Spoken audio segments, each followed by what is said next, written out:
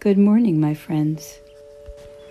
This morning I remembered back to the time in my life when I not only stayed at Plum Village for a while with Thich Nhat Hanh and his community, but I was also granted the privilege of meeting with him personally. I traveled with a friend who had asked if this was possible and said that this was my birthday and she wanted to give this to me as a gift. And it was my birthday.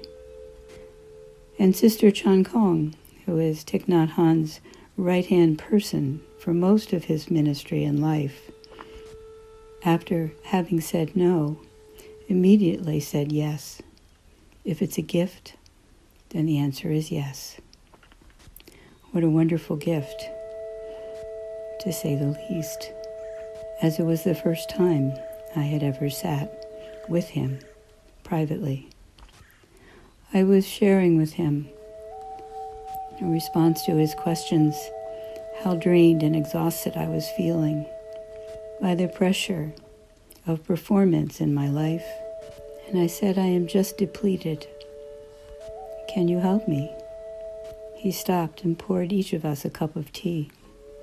And in just a few moments he said, my friend, my dear friend, you are afraid.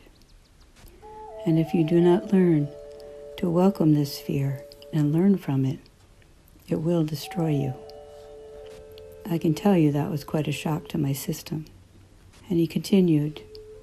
He said, what I mean is it will kill what is most precious about you. You will die from it and with it. He was not one to mince words when meeting privately with students, for which I'm grateful. And this was the first time that I realized that I was deeply afraid of living life imperfectly in ways that created judgment for me or against me, afraid of things that confused me and left me feeling helpless, fearful of feeling uncertain and insecure about my capacity, intelligence, or accomplishment as we sat together in meditation. And so I invite you today into this same practice. Let us be seated. Seated in your meditation posture and place and familiar pattern of breathing and noticing it. If at any time you find that your breathing is tight and not fluid or loose in your belly, that's the time to take a full, slow breath all the way up your body, through your spine, through your head, and slowly back down, all the way out until you're empty. This is the first intervention into the tension of the body. Of course, it may take several breaths or more, but it will not fail you if you do it in bringing down your adrenaline, which is the chemistry of fear. And I ask you now to bring your permission to your fear. Let your fear know that you are willing to know it. Listen to it and grow from it.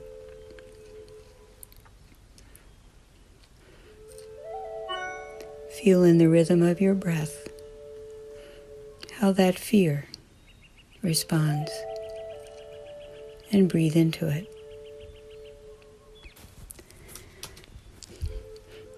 I'm going to offer you a kind of inventory for you to apply to the feeling of fear or anxiety within you when it arises and how it arises.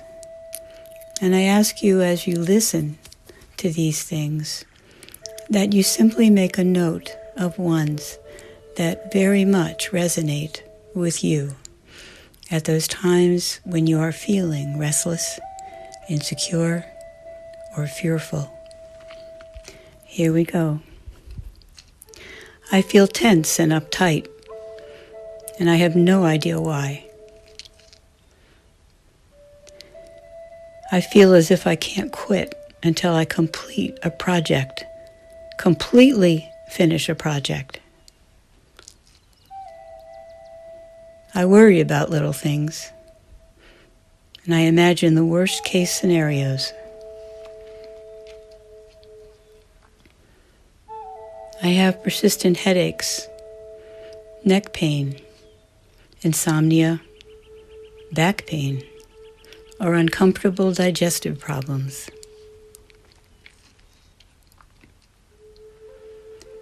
I often feel my heart beating quickly. I feel shaky, and I have shortness of breath. It is difficult for me to sit still for very long. I worry about what others are thinking of me.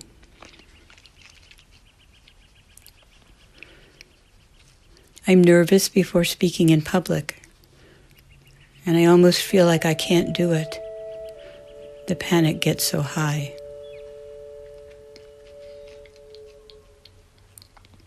I'm uneasy around angry people.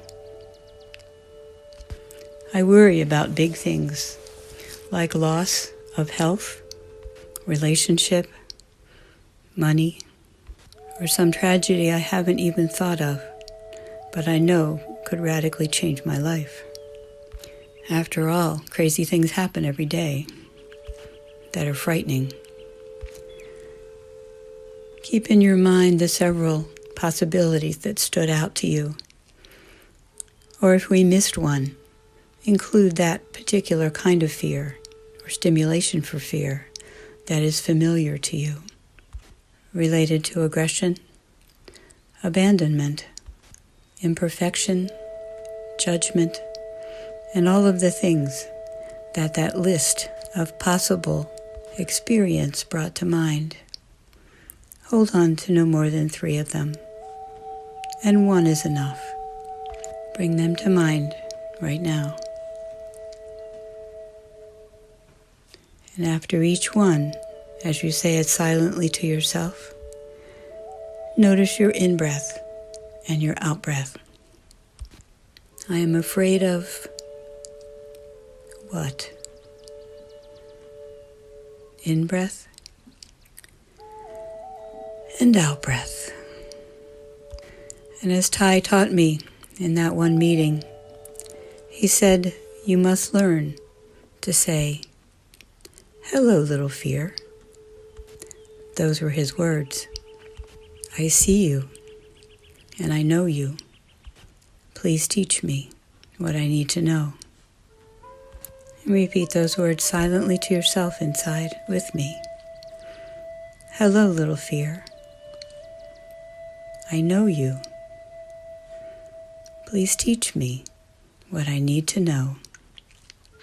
And if you feel it, offer your fear the gift of letting it know that you are engaged in a mindfulness practice that will allow you to befriend it, to learn from it, to respect it, to release it, and to pay attention to it, because sometimes it is a very clear warning of something, and we need to know what.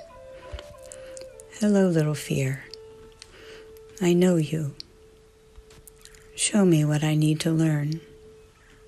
Mindfulness practice is the most powerful intervention in fear that we know, because it sits with it, welcomes it, and learns from it. Other methods basically just try to kill it and make it go away. Have courage, my friends. This is a process of paradoxical learning. Resisting fear guarantees that it will stick around. Take it with you as you go out today, my friends, and wonder a little more about your fear. Namaste. Amen.